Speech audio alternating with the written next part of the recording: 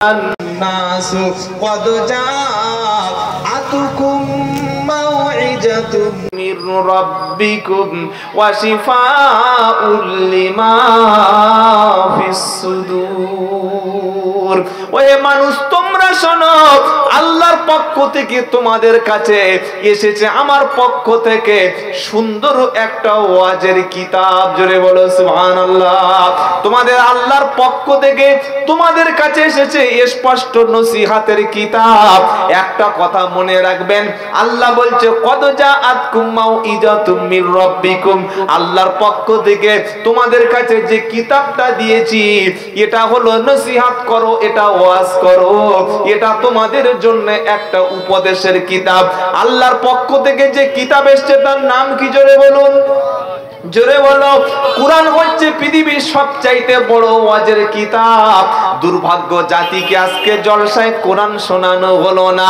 শুনিয়েছে বাবার ঘটনা দাদার ঘটনা নানার ঘটনা 14 গোষ্ঠীর ঘটনা উমুক পেপারের ঘটনা উমুক রাজনীতির ঘটনা কোরআন জাতির কাছে শোনানো হলো না আজ 2 ঘন্টা সময় দিলে বক্তা উঠে নাহমাদু ওয়া নাস্তাইনুহু ওয়া নাস্তাগফিরুহু বলতে বলতে 8 ঘন্টা সময় চলে গেল নানান রকম গজল শোনাতে শোনাতে 8 ঘন্টা পরে একটা কিসসা একটা কাহিনী শুরু করলো কাহিনীটা এত মুখরোচক এতটা সুন্দর লাগে শুনতে শুনতে 1.5 ঘন্টা হয়ে গেল শ্রোতা তখন হা করে তাকিয়ে আছে কি সুন্দর ঘটনা আর মাঝে মাঝে সুবহানাল্লাহ বলে গরম হয়ে গেল এবার দেখলো 20 মিনিট বাকি আছে হুজুর বলল এবার একটু দরুদ শরীফ পড়ো আমি একটু চা খেয়ে নি দরুদ শরীফ হলো চা খাওয়া হলো আর 5 মিনিট আগে বলছে পরের বক্তাকে নিয়ে চলে এসো আমার এখান থেকে সেই হাড়োয়ায় যেতে হবে এ বাবাজিরা 2 ঘন্টা বক্তব্য হলো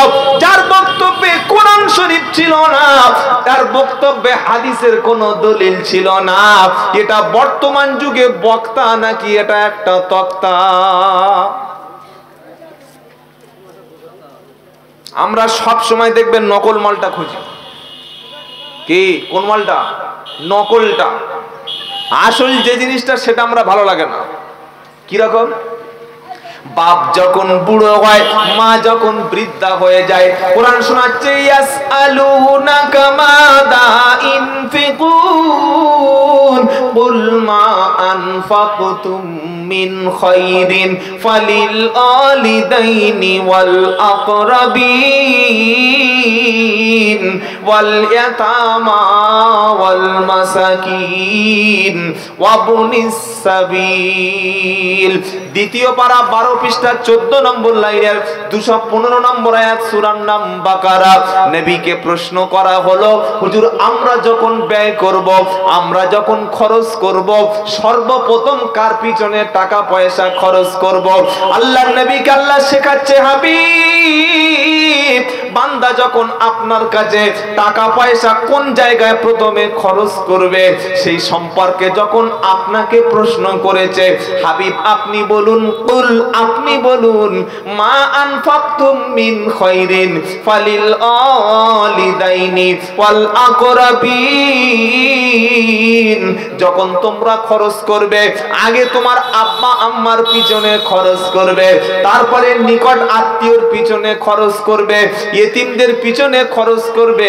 মিসকিনদের পিছনে খরচ করবে এটা ছিল কোরআনের ঘোষণা জলসার দিনে হুজুরের জন্য 500 টাকার আপেল কেনা হলো 200 টাকার দামি মাছটা কেনা হলো বড় বড় ডিম বাজার থেকে কিনে এনে ভাজা হলো হুজুরের জায়গাটা স্পেশাল হলো হুজুরের খেদমত ভালো করে করা হলো আর যে বাপ জন্ম দিয়ে খেটে খেটে উপার্জন করে বুড়ো হয়ে গেল ওই বুড়ো বাপকে জলসার দিনে বাপ বলে ডাকে না এটা অরিজিনাল না ভেজাল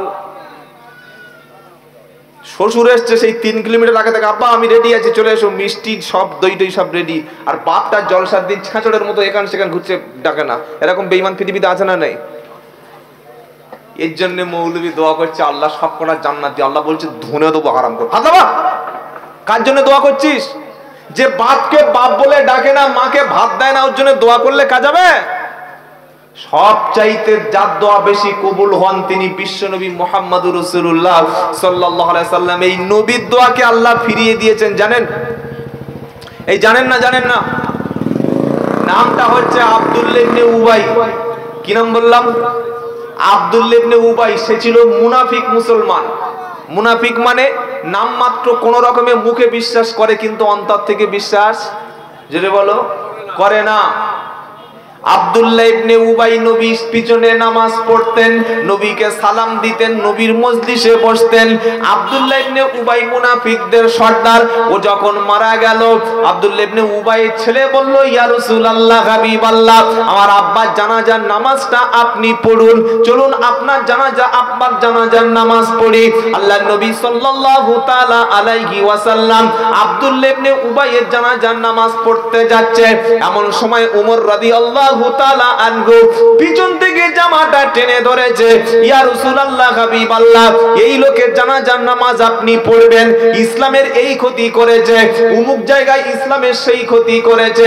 আমার নবী বললেন, না, আমার আল্লাহ যতক্ষণ না নিষেধ করবে তার জন্য আমি দোয়া প্রার্থনা করব। জোরে বলো সুবহানাল্লাহ। আল্লাহ পাক শোনাচ্ছেন, নবী, ইস্তাগফির লাহুম আও লা তাস্তাগফির লাহুম ইন তাস্তাগফির লাহুম ৭০ মাররাতান ফালাই ইয়াগফিরাল্লাহু লাহুম। 11 পারা সূরা তাওবার, 10 পারা সূরা তাওবার 1 নম্বর লাইনের 80 নম্বর আয়াতে আল্লাহ পাক শোনাচ্ছে, হাবিব, আপনি কার জন্য ক্ষমা চাইতে যাচ্ছেন, কার জন্য দোয়া ভিক্ষা করতে যাচ্ছেন, কাকে জান্নাতে পাঠাতে যাচ্ছেন? ইস্তাগফির লাহুম আও লা তাস্তাগফির লাহুম। তার জন্য দোয়া করলে যেমন আর ক্ষমা না চাইলেও তেমন, দোয়া চাইলেও যেমন না চাইলে তেমন। ইন তাস্তাগফির লাহুম ৭০ মাররাতান ফালাই ইয়াগফিরাল্লাহু লাহুম। হে আমার হাবিব, আপনি শুনে রাখুন, এই যে আপনার পিছনে শত্রুতা করত, এর জন্য যদি আপনি একবার দুবার তিনবার নয় ৭০ বার যদি ক্ষমা ভিক্ষা করেন, ৭০ বার যদি দোয়া করেন, আমি আল্লাহ কখনো এই আব্দুল্লাহ ইবনে উবাইকে ক্ষমা করব না।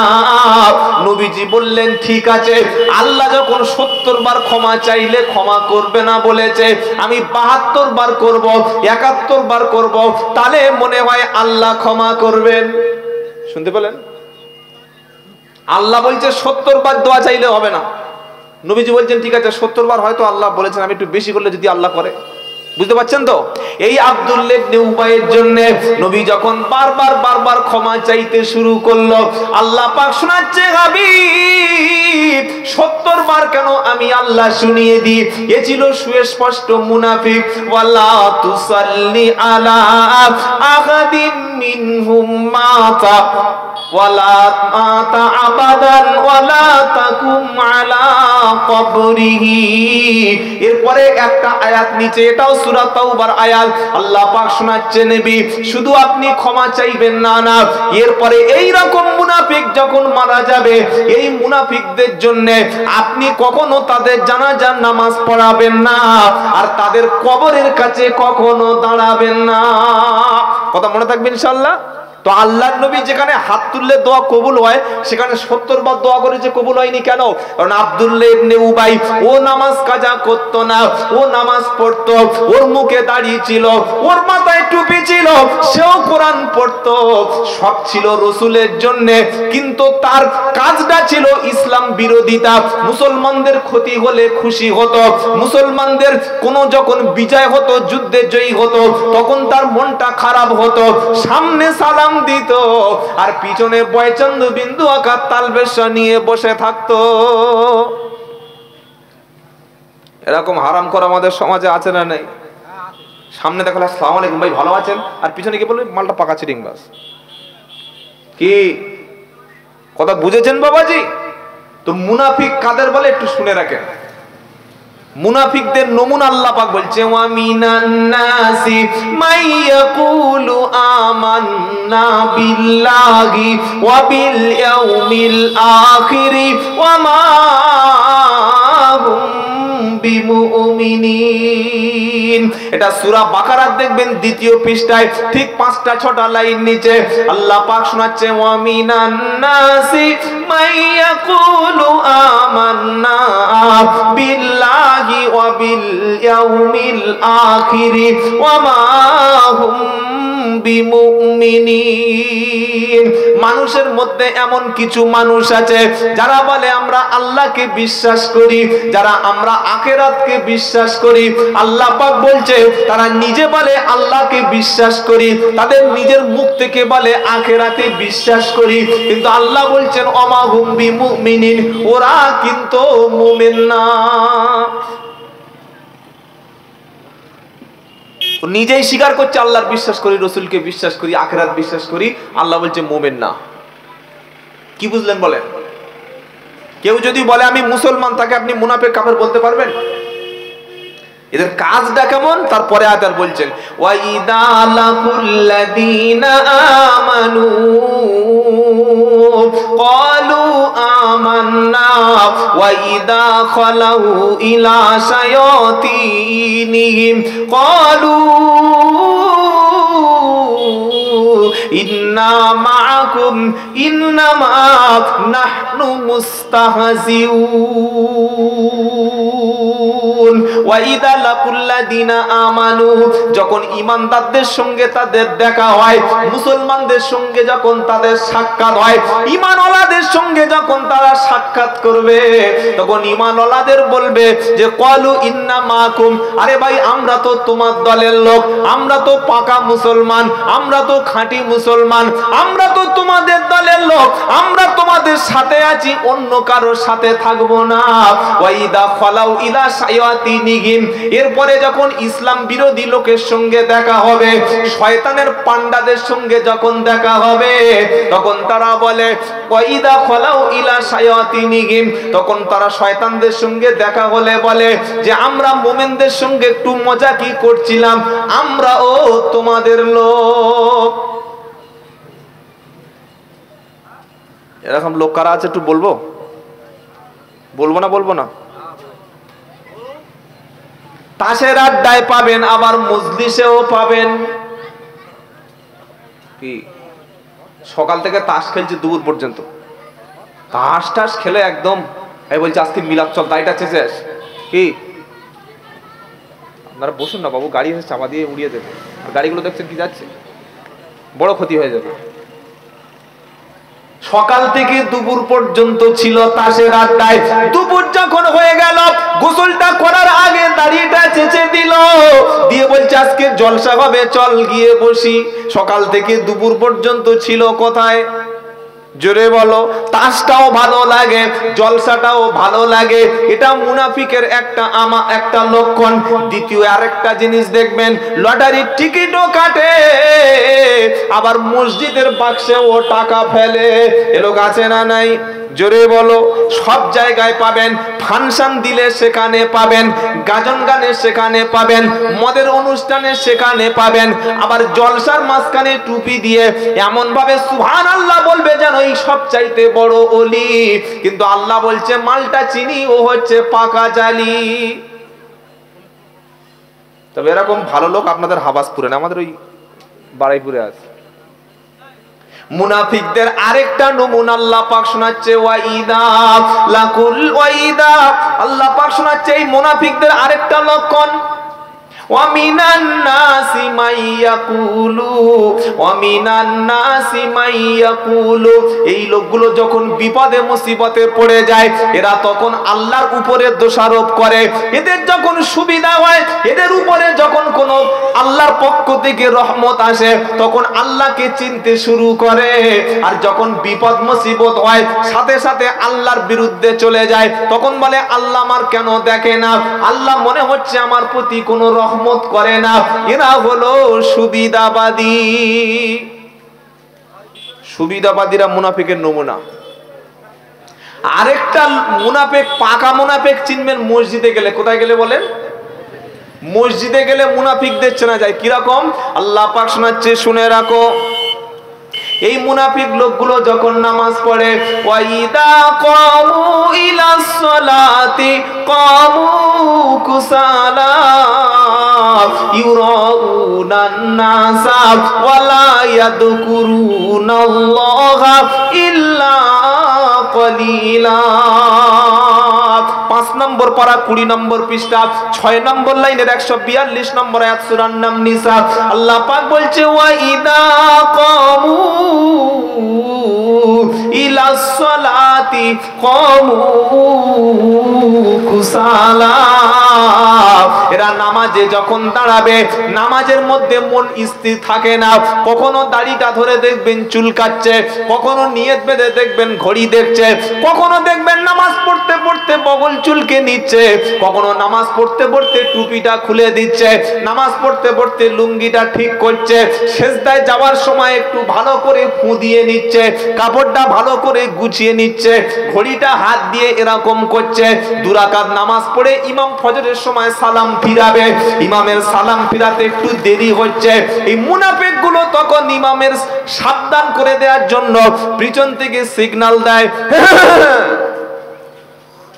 দেখেছেন তো মসজিদে আছে না, বলছে ইমাম সাহেব আপনি কত দূর? আমি তো হাইকোর্ট পার হয়ে সেই চলে গেছি কলকাতায়। 1 নম্বর মুনাফিক। মসজিদে গেলে মাল খুঁজে পাবেন, নামাজে ওর মন জীবনে থাকে না, খালি এদিক ওদিক। জুমার দিনে সবার শেষে আসবে ইমাম, নামাজের আগে ইমাম খুতবার আগে বক্তব্য করছে, বাবারা বাবারা বাবারা, ইমাম হুসাইন রাদিয়াল্লাহু তাআলা আনহু কারবালার ময়দানে বাবা গর্দানটা কাটিয়ে দিয়েছিল, রক্তগুলো ঝরঝর করে সব কারবালায় পড়ে গেল। ইমাম এদিকে বক্তব্য করছে।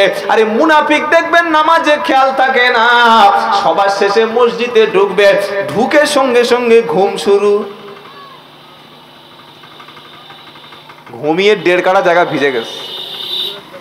কি ওদিকে ইমাম হুসাইনের গলা কাটার রক্ত বা ঘটনা শুনছে, আর এমাল লাল ফেলছে কাল থেকে। আছে তো লোক, আছে তো। মুনাফিকরা আরেকটা নমুনা দেখবেন, এরা ইমানদারদেরকে দেখলে টিটকারি করে। কি করে? আলেম ওলামা পীর মাশায়েখ হাক্কানি আলেমদের গালাগালি করে। এটা হলো মুনাফিকদের সম্পূর্ণ নমুনা। কথা মনে থাকবে ইনশাআল্লাহ, কথা মনে থাকবে ইনশাআল্লাহ।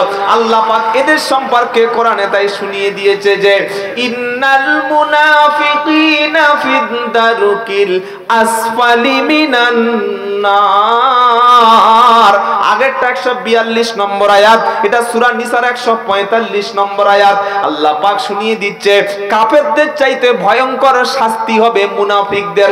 এখন আমাদের সমাজে মুনাফিকদের জন্য আল্লাহর নবী বলছেন 3টি নমুনা।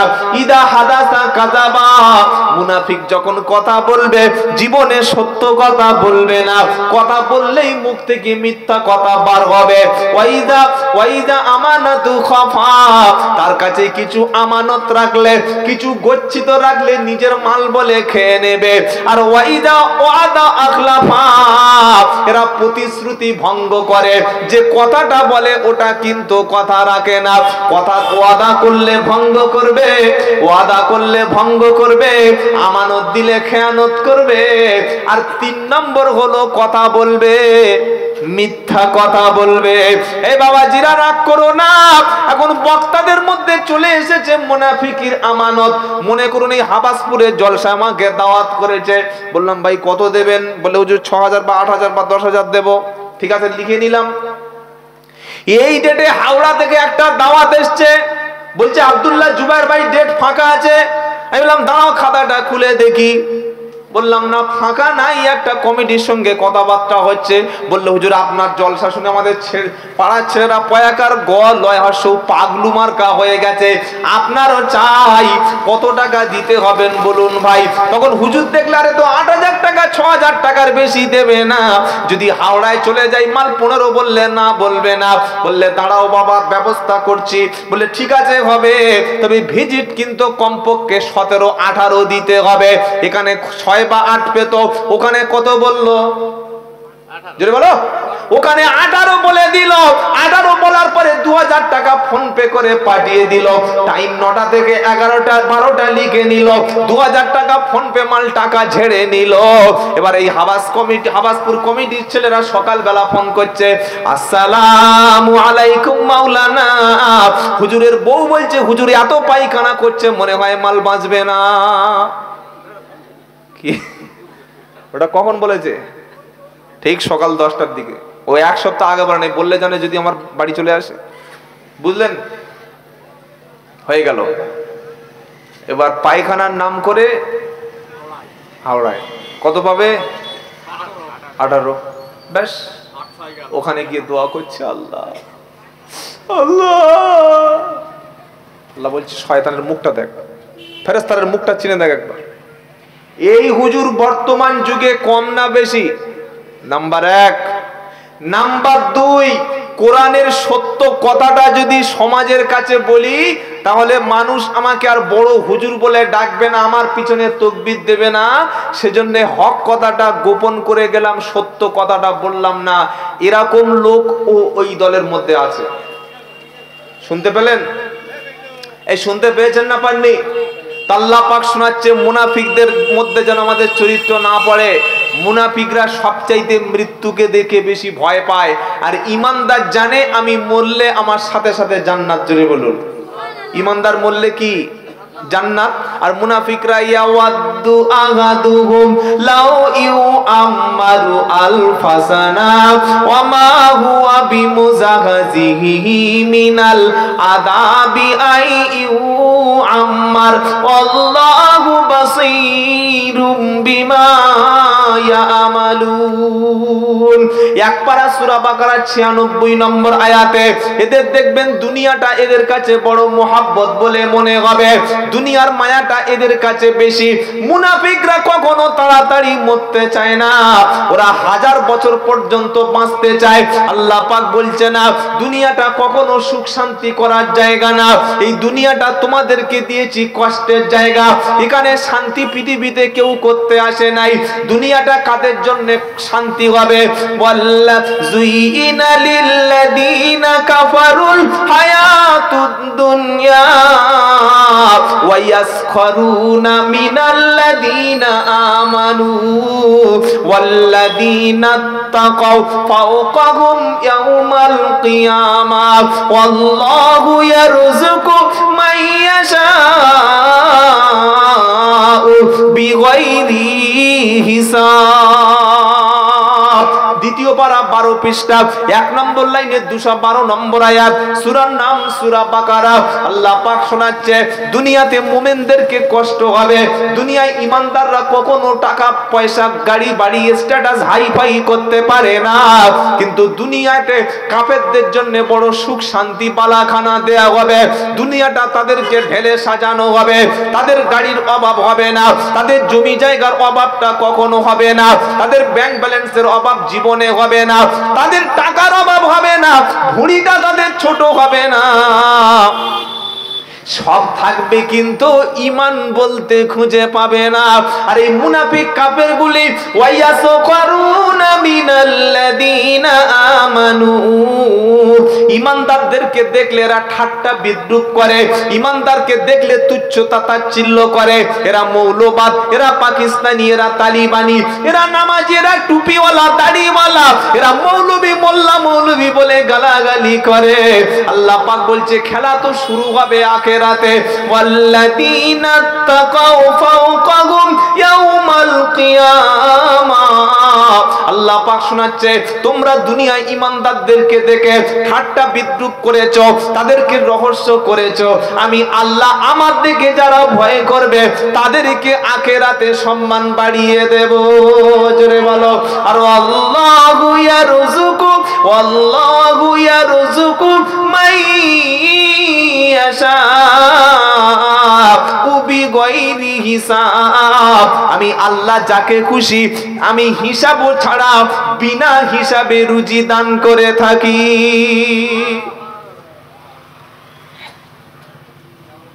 ঈমানদারদের জন্য দুনিয়াটা একটু কষ্ট বলুন হবে।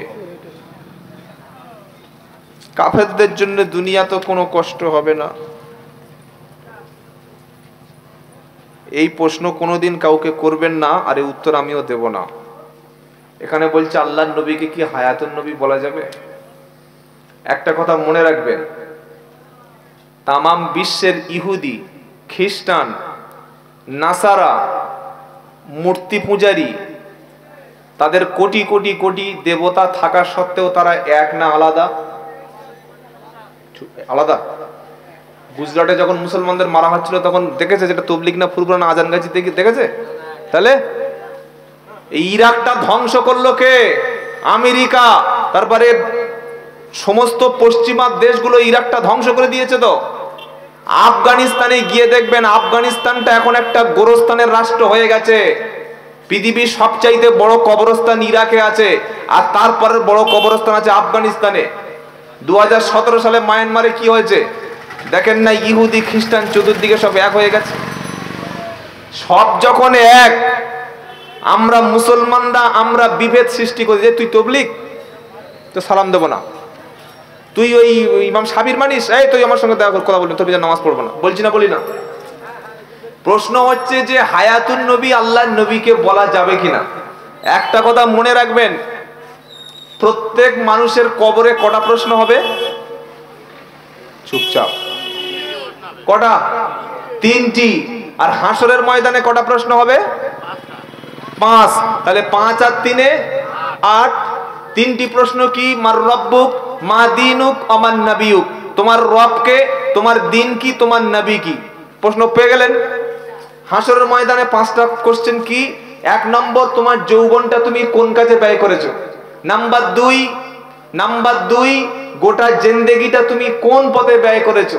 নাম্বার 3, তুমি কিভাবে মাল কামিয়েছো? নাম্বার 4, তুমি মাল কিভাবে খরচ করেছো?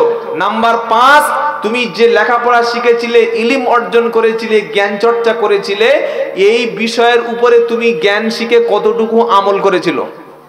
হাসরে 5, কবরে 3, কটা হলো? 8। আচ্ছা, এই 8টা কোশ্চেনের মধ্যে একটা কোশ্চেন কি এসেছে যে আল্লাহর নবী হায়াতুন নবী কি মওদুন নবী বলো? এসেছে? তাহলে এই প্রশ্নগুলো কেন করেন আলেমদের কাছে? এগুলো করবেন না। আল্লাহর নবী সাল্লাল্লাহু আলাইহি সাল্লাম অন্যান্য সমস্ত নবীদের মতো তিনি ইন্তেকাল করেছেন, তবে আল্লাহর নবী কবরে, আলমে বারজাক, পরকালে, জিন্দেগিতে আল্লাহ জীবিত রেখেছেন। আলহামদুলিল্লাহ বলেন। এর চাইতে আর বেশি খোঁচাবেন না, তাহলে এমন উত্তর দিয়ে দেবো জীবনে দাঁড়াতে পারবেন না। মনে রাখবেন, একটা বক্তা ওয়াজ করতে এসছে। এবার একটা গ্রামে 500 লোক বসে আছে।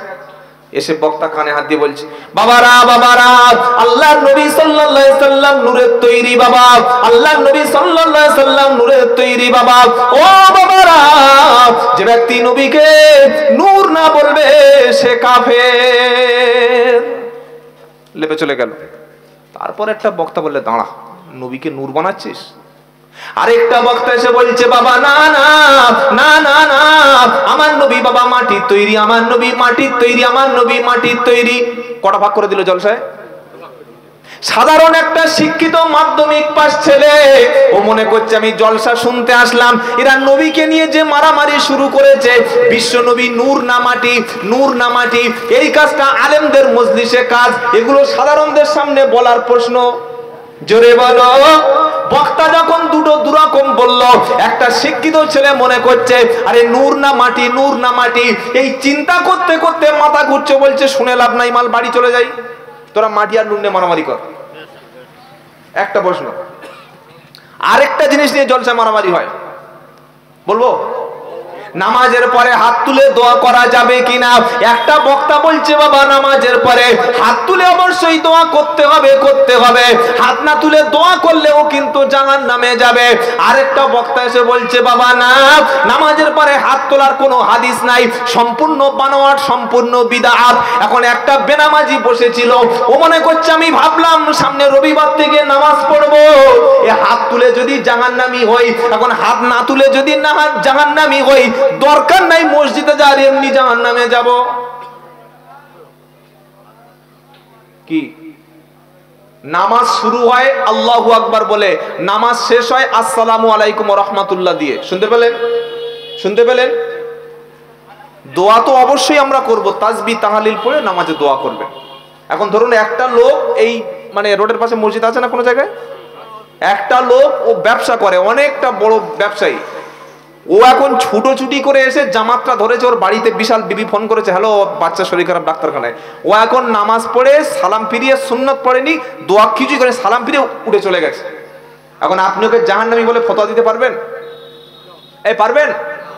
এই যে বলে দিলেন যে নামাজ দোয়া না করলে জাহান্নামে যাবে। আরেকটা লোক তার বাড়িতে কোনো কাজ নাই, সে বেকার লোক, ও মসজিদে চলে এসছে, নামাজের পরে তাসবিহ তাহলিল দরুদ শরীফ পড়ে দোয়া করবে না করবে না? হাত তুলে দোয়া করবে না করবে না? তাহলে স্থান কাল পাত্র হিসাবে অবস্থাটা বুঝতে হবে। আপনি যখন মুসাফির হবেন, আমি গতকাল ত্রিপুরায় ছিলাম, আজকের 12টায় ফ্লাইটে নামলাম কলকাতায়।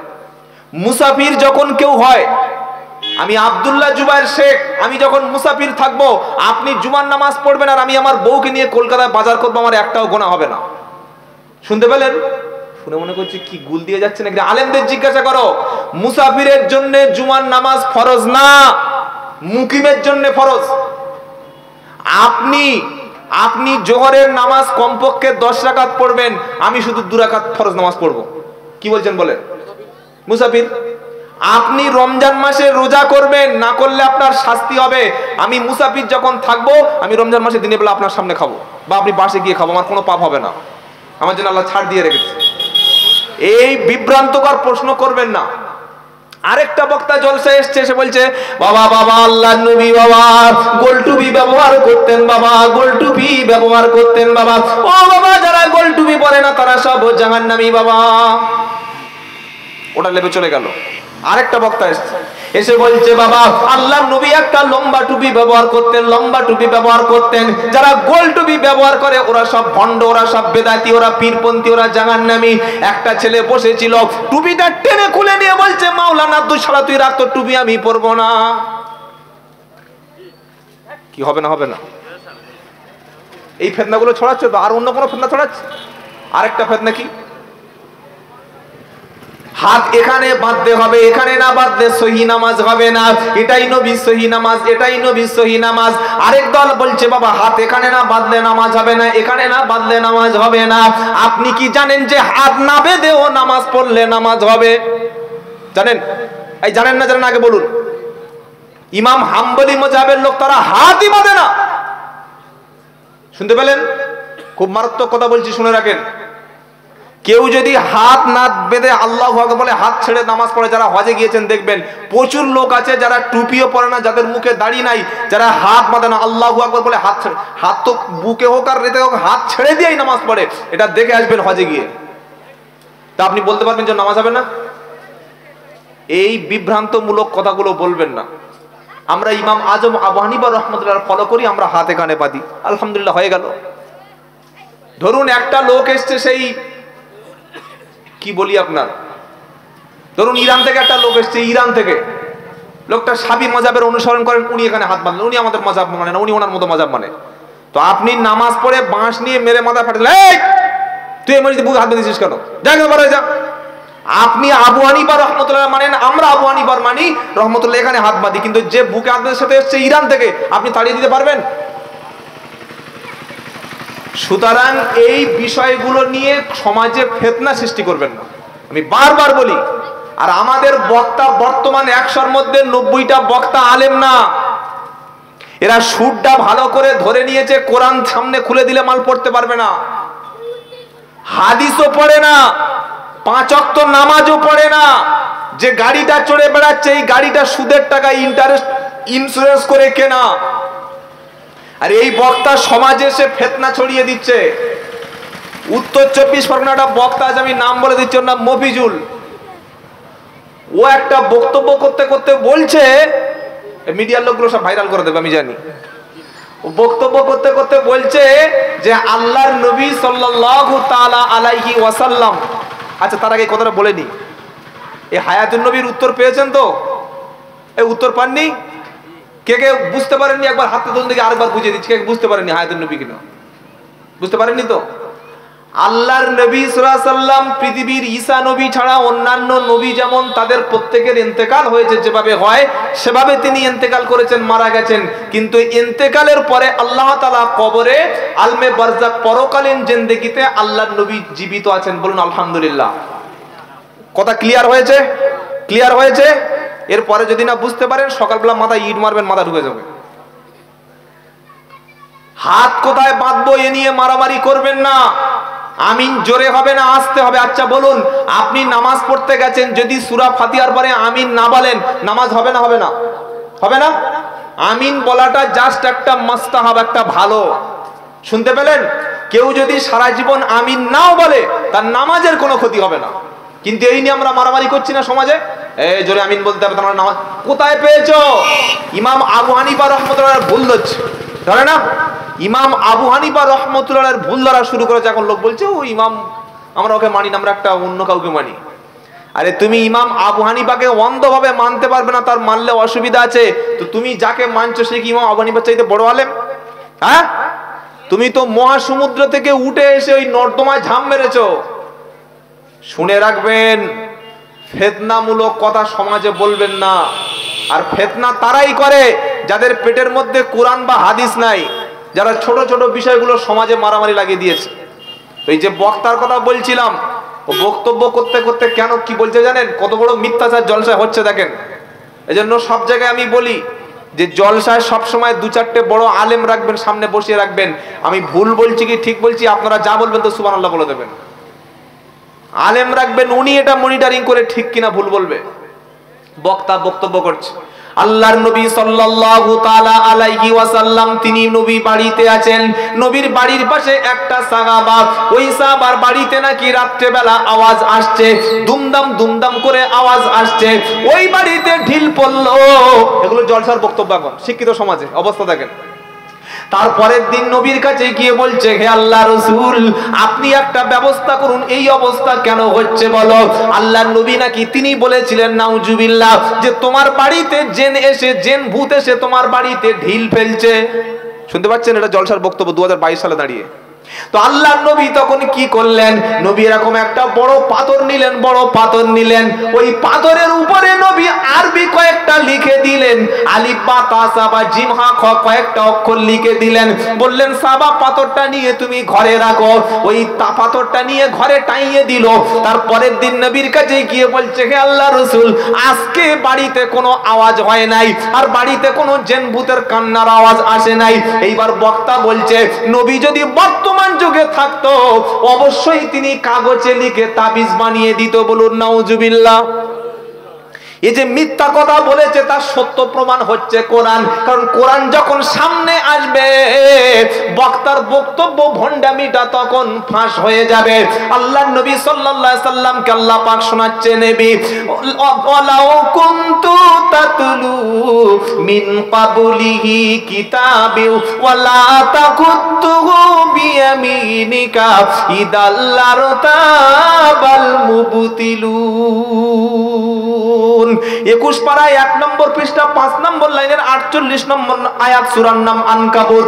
আল্লাহ পাক শোনাচ্ছে, নবী আপনার উপরে কোরআন আসার আগে পৃথিবীতে কোনো সিলেবাস আপনি পড়তে পারতেন না, আরবি তো আপনি পড়তে পারতেন না, কোনো ভাষাই আপনি দুনিয়ায় জানতেন না, এমন কি নিজে হাতে কিছু আপনি লিখতে পারতেন না। কোরআন বলছে, মা কুনতা তাতলু মিন ক্বাবলিহি মিন কিতাবি ওয়ালা তাকুতুহু বিয়ামিনিক।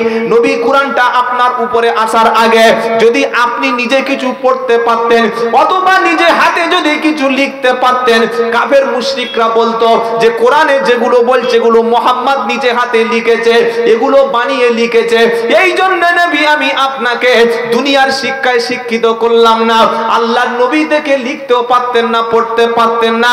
আপনি যদি লিখতে পড়তে পারতেন কাফেররা আপনাকে সন্দেহ করত। আমি আল্লাহ আপনার দুনিয়ার শিক্ষায় নয় বরং ওহী মারফত সবচাইতে শিক্ষিত করে দিলাম। চিটিংবাজগুলো তো কোরআন পড়ে না, সব পড়ে কোরআন পড়ে না। সমস্যা এই জায়গায়। ওই বক্তা বলেছে। আরেকটা দলিল বার করি হাদিস থেকে, কোরআন এবার হাদিস। আল্লাহর নবী সাল্লাল্লাহু তাআলা আলাইহি ওয়াসাল্লাম হুদায়বিয়ার ময়দানে একটা সন্ধি হলো। কাফেরদের পক্ষ থেকে কিছু চুক্তি ছিল, নবীর পক্ষ থেকে কিছু আপত্তি ছিল। তাদের যে কন্ডিশন, শর্তগুলো, কাফেররা নবীদের সঙ্গে কুরাইশরা বলল যে আমরা এই শর্ত মানতে পারি। আল্লাহর নবীর পক্ষ থেকে এই কয়েকটা শর্ত দেয়া হলো।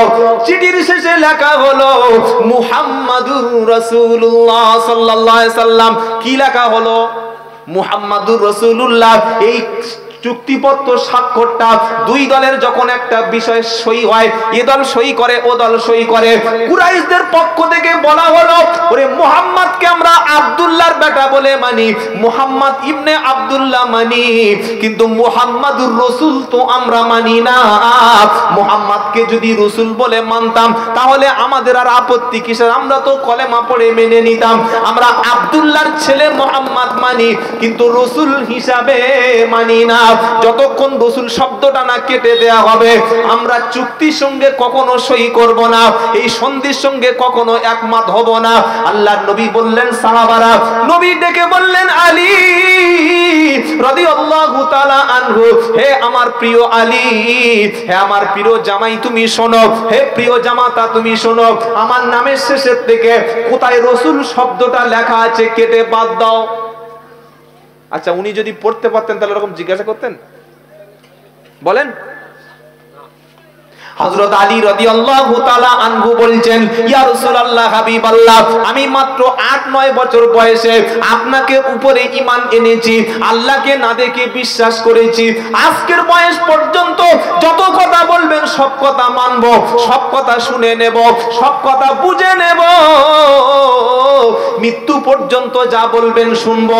এমনকি আপনার কথা মতো আল্লাহর রাজি খুশি করার জন্য জীবনটুকু জিহাদের ময়দানে আপনার হুকুম মতো দিয়ে দেব, সবকিছু মানবো, কিন্তু আপনার নামের শেষের থেকে রাসূল শব্দ কেটে বাদ দিতে আমি আলীর পক্ষে কখনো সম্ভব না। যারা বলো সুবহানাল্লাহ। ওই সময় নবী বললেন, আলী রে, রাসূল শব্দটুকু কোথায় লেখা আছে? রাসূল শব্দটুকু কোথায় লেখা আছে ওইটা আমার দেখিয়ে দাও। রাসূল নিজে হাতে রাসূল শব্দটুকু কেটে বাদ দিল। তো আল্লাহর নবী যদি পড়তে পারবে তাহলে আলীকে জিজ্ঞাসা করবে কেন? চিডিংবাজ পিছনে দুটো চুল লেগে আর দামি জামা পরলে বক্তা, কানে হাত দিলে সুদ দিলে বক্তা। আর একবার কমিটির লোক জিজ্ঞাসা করে, ভাই পড়াশোনা করতে করেছো? মনে রাখবেন, একটা কথা বলে যাচ্ছি আপনাদের উত্তর 24 পরগনায়, যাকে তাকে দাওয়াত করে জলসার স্টেজে চাপাবেন না। দাওয়াত করার সময় বক্তাকে বলে দেবেন যে আমাদের এখানে এসে আপনি শুধু খালি ইসলামের জাকাত নিয়ে কথা বলবেন। আরেকটা বক্তাকে বলে দেবেন আপনি শুধু নামাজ নিয়ে কথা বলবেন। আরেকটা বক্তাকে বলে দেবেন আপনি নারীর অধিকার নিয়ে কথা বলবেন। আরেকটি বক্তাকে বলবেন যে এখানে সমাজে প্রচুর মানুষ গীবত কিল্লা করে, সমাজে অশ্লীলতা, এই 4টে বিষয় 4টে বক্তা ছেড়ে দেবেন। অথবা বক্তাকে বলে দেবেন 2 ঘন্টা কথা বলতে হবে, হয় আল্লাহর কোরআন অথবা রাসূলের হাদিস, এছাড়া বাইরে একটা শব্দ আপনি খরচ করবেন না। এটা জলসা বলতে পারবেন? বলতে পারবেন? টাকা দেওয়ার সময় তো থুতু দিয়ে টাকা গুনে দেন। একটা জলসা করতে কত খরচ আমি জানি। কালকে আমার মাদ্রাসায় জলসা আছে। একটা মানুষ 10 টাকা, 20 টাকা, 30 টাকা, 40 টাকা, 50 টাকা। লোক একজনের বাড়ি টাকা আনতে গেলে একবার গেলে টাকা দেয় না, বারবার যেতে হয়? বারবার যেতে হয় না? 10 টাকা দেবে তার বাড়ি 5 বার যেতে হচ্ছে, 500 টাকা দেবে তার বাড়ি 3 বার যেতে হচ্ছে। তো এই কষ্টের উপার্জনের টাকা এই বক্তা এসে গীবত গিল্লা, সমাজে ফিতনা ছড়িয়ে গেল, আরেকজনকে খারাপ বলে আরেকজনকে দুর্মুশ করে গেল। হ্যাঁ, যদি কেউ কোরআন সুন্নাহর বিরুদ্ধে কথা বলে আপনি বলুন ঠিক আছে, কিংবা কোরআন হাদিস ছেড়ে গালাগালি করে চলে গেল, আর এগুলো শুনে সুবহানাল্লাহ বলে চলে গেল। কেন বক্তব্য শোনেন কোরআন হাদিস ছাড়া? সেজন্য প্রত্যেককে বলছি, বক্তার কথার মধ্যে হয় কল আল্লাহ, আল্লাহর কথা, অথবা কলা রাসূল, রাসূলের কথা। এই দুটো ছাড়া আমরা আর কারো বক্তব্য শুনবো। ইসলামের দলিল 4টি: কোরআন, হাদিস, ইজমা। মুখ বন্ধ সব। মুখ বন্ধ করে তো আমাদের পোষ মাসটা হয়েছে, যা বলছে সুবহানাল্লাহ। ইসলামের দলিল 4টা: কোরআন, হাদিস, ইজমা, কিয়াস। এই বক্তা পড়াশোনা করে এসো, হয় কোরআন থেকে দলিল দাও, নবীর হাদিস থেকে বলো, ইজমা অথবা কিয়াস থেকে বলো। আল্লাহ কি বলেছে ওটা কি বলো, রসুল কি বলেছে ওটা বলো, বাবা কি বলেছে ওই সব আর শুনবো না। আর এই তো চালাচ্ছি আমরা, ধর্মের নামে ব্যবসা খুলে বসে আছি। কতদিন মানুষকে গোমরাহি করে খাবেন বলুন? পশ্চিমবঙ্গে যে বক্তাগুলো আছে, যদি বলা হয় যে কোরআন আর হাদিসের বাইরে থেকে একটা শব্দ খরচ করবেন না, হাফ বক্তা দেখবেন জলসার আসবে না, মানে এমনি পালাবে। এত টাকা খরচ করে সমাজ থেকে কিছু নিয়ে যান, কথা মনে থাকবে ইনশাআল্লাহ, কথা মনে থাকবে ইনশাআল্লাহ। কি শোনাচ্ছিলাম? আল্লাহ তার রসুলের উপরে কোরআন দিয়েছে, কোরআন দিয়ে বলেছে এটা পৃথিবীর শ্রেষ্ঠ ওয়াজের কিতাব। বলুন সুবহানাল্লাহ। ইয়া আইয়ুহান নাসু ক্বাদ জাআতুকুম মাউইজাতুম মির রাব্বিকুম, ওহে মানব সকল, আল্লাহর পক্ষ থেকে তোমাদের উপর এসেছে একটা শ্রেষ্ঠ কিতাব, বক্তব্য নসিহতের কিতাব। ওয়া শিফাউল লিমা ফিস সুদুর, তোমাদের অন্তরের রোগটা, তোমাদের মনের রোগটা যদি দূর করতে হয়, তোমাদের অন্তর যদি পরিষ্কার করতে হয়, কোরআন যখন পড়বে নিজের মধ্যে কি ভুল আছে ভুলটা অটোমেটিক ধরে দেবে। আর কোরআন দিয়ে তোমাদের মনের ব্যাধিটা অটোমেটিক দূর হবে। জোরে বলুন সুবহানাল্লাহ। তাহলে কোরআন শ্রেষ্ঠ ওয়াজের কিতাব। ওয়াজ শুনলে কোরআন থেকে শুনবো, ওয়াজ শুনলে নবীর হাদিস থেকে শুনবো। দ্বিতীয় আল্লাহ কোরআনকে বললেন ওয়াশিফাউল লিমা ফিস সুদুর, তোমাদের মনের রোগটা দূর করবে, অন্তরের ব্যাধিটা দূর করবে কোরআন। তৃতীয় আল্লাহ পাক বললেন হুদা। কি বললেন? হুদা। হুদা মানে কি? হুদা মানে পথ প্রদর্শক। কোরআনের একটা নাম হলো হুদা। বললে হুজুর এটা কোথায় পেলে? আল্লাহ পাক শোনাচ্ছে আলিফ লাম মিম যালিকাল কিতাবু লা রাইবা ফীহি হুদাল লিল মুত্তাকিন। সূরা বাকারার প্রথমে আল্লাহ পাক শোনাচ্ছে তিনটি অক্ষর, বললেন আলিফ লাম এবং মিম, তারপরে বলছেন যালিকাল কিতাব, ওই সেই কিতাব, লা রাইবা ফীহি হুদাল লিল মুত্তাকিন, যার মধ্যে সন্দেহ নাই, কোনো সন্দেহ নাই।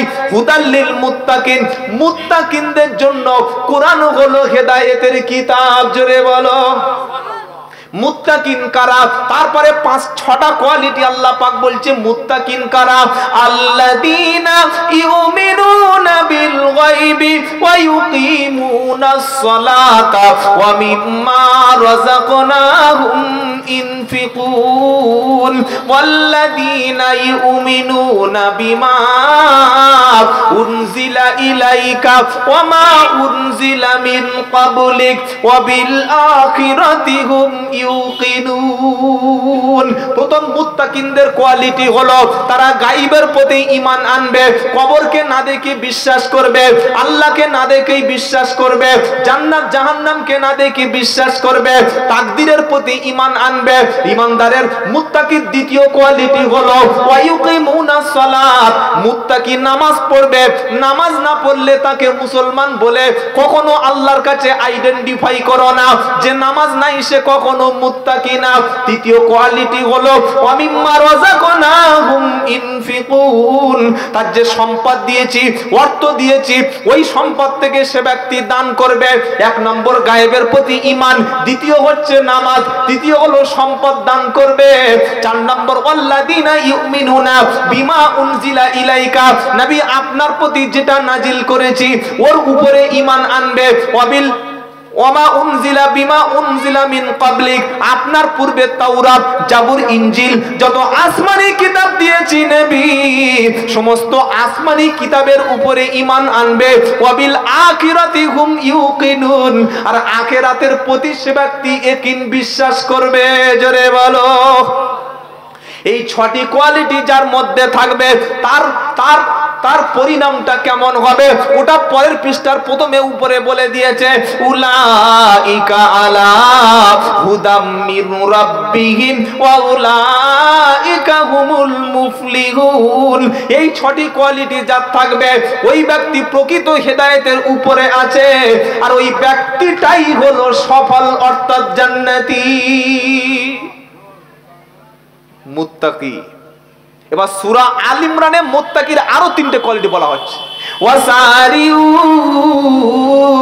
ইলা মাগফিরাতিম মির রাব্বিকুম ওয়া জান্নাতিন আরদুহাস সামাওয়াতু ওয়াল জান্নাত উইদ্দাতুল মুত্তাকিন আল্লাযীনা ইনফিকুনা ফিস সাররাই ওয়াদ দাররাই ওয়াল কাযিমিনাল গায়যা ওয়াল আফিনা আনিন নাস ওয়াল্লাহু ইউহিব্বুল মুহসিনিন। 4 নম্বর পারা 6 নম্বর পৃষ্ঠা 1 নম্বর লাইনের 133 নম্বর আয়াত, সূরার নাম সূরা আল ইমরান। আল্লাহ পাক শুনিয়ে দিচ্ছে, তোমরা আল্লাহর জান্নাতের দিকে, আল্লাহর ক্ষমার দিকে তোমরা দ্রুত ধাবিত হও। কিসের দিকে? আল্লাহর জান্নাতের তোমাদের টার্গেট, আর আল্লাহর যে ক্ষমা, আল্লাহ আমাদের যে ক্ষমা করে জান্নাত দেবেন, এই দুটো দিকে আমাদের দৌড়াতে হবে। আমরা দৌড়েছি কোন দিকে? ব্যবসা বাণিজ্য, টাকা পয়সা, সম্পদের দিকে। আল্লাহ বলছেন আমার ক্ষমা, আমার জান্নাতের দিকে তোমরা দৌড়ে যাও, ওদিকে দ্রুত ধাবিত হও। যে জান্নাতের প্রশস্ততা হলো আসমান থেকে জমিন পর্যন্ত বিস্তৃত। জোরে বলো, আল্লাহ জান্নাত খুব ছোট নাকি? এই যে জোরে বলেন না, এই পৃথিবীর একটা ন্যূনতম ইমানদার, সামান্য জাররা পরিমাণ ইমান যার মধ্যে আছে, ওই রকম একটা ইমানদারের জন্য আল্লাহ তাআলা এই পৃথিবীর 10 গুণ বড় জান্নাত দেবেন। জোরে বলুন। বলছে মৌলবী নিশ্চয়ই মনে হচ্ছে গাঁজা খায়। একটা ছোট ইমানদারের জন্য যদি এই পৃথিবীর 10 গুণ বড় জান্নাত দেয়, তাহলে নামাজীদের জন্য কত বড় জান্নাত, আলেমদের জন্য কত বড় জান্নাত, মুফতি সাহেবদের জন্য কত বড় জান্নাত, পীর সাহেবদের জন্য কত বড় জান্নাত, সাহাবাদের জন্য কত বড় জান্নাত, আদম থেকে শেষ নবী পর্যন্ত কত বড় জান্নাত। আল্লাহর জান্নাতে এত জায়গা কোথায়? এই প্রশ্নটা হতে পারে না? হতে পারে না? পারে না? পৃথিবীটা আপনি কতটুকু দেখেছেন? পৃথিবীর চাইতে সূর্য কত বড় জানেন? বলতে পারবেন? হ্যাঁ, এই যে জানেন না, পৃথিবীর চাইতে সূর্য 13 লক্ষ গুণ বড়। সুবহানাল্লাহ বাড়িতে গিয়ে বলবেন। কত লক্ষ গুণ? 13 লক্ষ। যে সূর্য পৃথিবীর চাইতে 13 লক্ষ গুণ বড়, এই সূর্যের চাইতে আরো বড় জিনিস আছে কি জানেন? জানেন? তারা, একটা একটা তারা এত বড়, এত বড়। যে সূর্য পৃথিবীর চাইতে 13 লক্ষ গুণ বড়, এই সূর্যের চাইতে 10 কোটি গুণ বড়। 10 কোটি গুণ বড় তারকা আছে, যে সূর্যটাই তারার মধ্যে 10 কোটি তার চাইতে বড়।